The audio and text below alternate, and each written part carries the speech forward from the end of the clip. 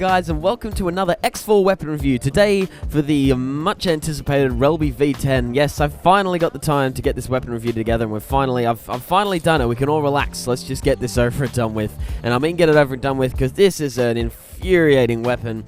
You guys will see what I'm talking about. So if you guys are new to this channel, basically this is an X4 weapon review. So what I'm going to be doing is playing 2 games of Walker Assault and trying to reach a total score, this time, of 10,000 points. So I was trying to reach a total score of 10,000. That's an average of 5,000 points in each of the 2 games.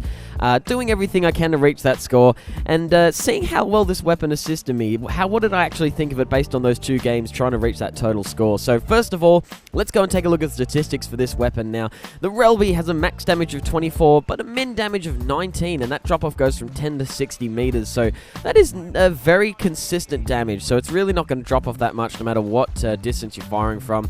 15 shots till it overheat. The overheat penalty is 2.7 seconds, however it is very quick in that yellow bar is very high up on the bar, so I had no problems with overheating, and whenever it did, it was very quick to get back into the battle, so no problems, no arguments with overheating. Recoil, completely controllable. All in all, the stats are pretty solid. However, I think these are very intriguingly disguised as good stats in the sense that this weapon was so frustrating to use. Now, granted, in the first game, we did get around about 7,000 points. However, that was made up of kill streaks of about 1 and 2, basically, in the sense that no matter what I was doing, no matter what range I was firing from, there was always another weapon that was able to smash me. When I was coming up against one-on-one against someone else, it didn't matter what range I was at, I could pretty much guarantee that they were going to win.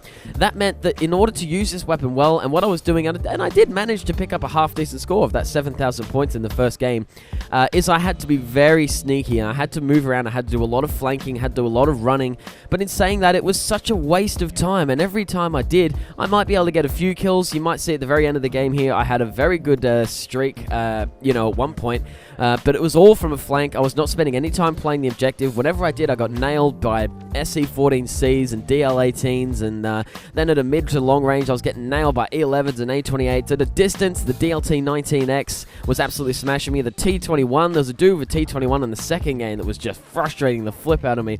It doesn't matter where I was, there was always a weapon that was there to just absolutely smash me. So I had to spend a lot of time flanking, a lot of time running around, and that was just such a waste of time. So I think this weapon is really restricted by the fact that there is always another better weapon, and I think that you could definitely have a few good games picking up some big scores with this gun.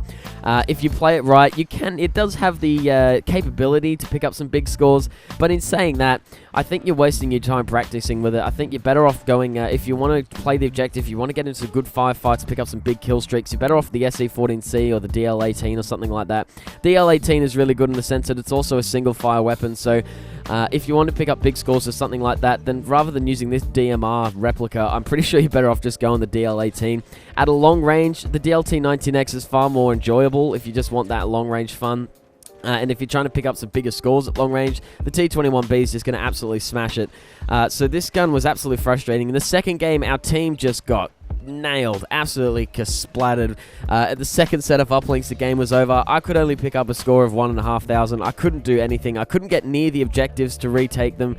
I couldn't get any big kill streaks because I was just always getting nailed by other weapons. I was so restricted and so frustrating to use this gun. I think you're just far better off putting your time into different weapons, but we didn't reach the score. We got just under the 10,000 points. Granted, the second game was a bit shorter than it probably should have been, but even then, I could not do anything. This gun was very frustrating to use. I think you're far better off just going the DL-18.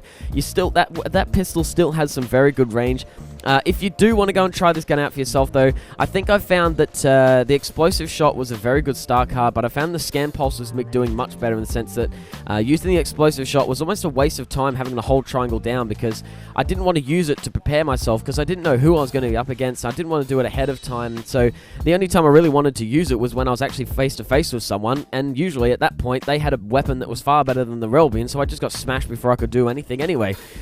So I think the best thing to do was to use the scan pulse, visualize what was ahead of me, and try and plan where I was going to go against that. That's what I was doing in the first game a lot more. I switched it around a bit for the second game, and it obviously didn't work too well.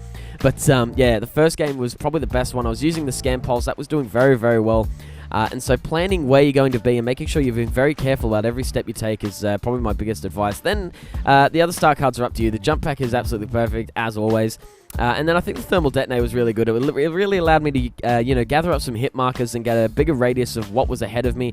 Just plotting some people off and trying to scare people away, keep people backed off to try and keep a bit more distance, because you really want a mid-ish, longish range. You don't want long or mid-range, but sort of between that, if you know what I mean. It's really hard to describe, but you could probably see what I mean. This gun is very restrictive, and so I think even if you enjoy this gun, go ahead. Let me know what you guys think in the comments below. I didn't manage to reach the score, but if you are thinking about using it and you're just looking at a weapon review to see what other people think, I think you're better off putting your time into a different weapon, because there's weapons out there that are have much bigger capabilities than the RELBY. But yeah, that's it. That's what do you guys think? Let me know in the comments below. Thanks for watching if you've made it all the way to the end, and I'll catch you later, guys. TK out. Have a good one.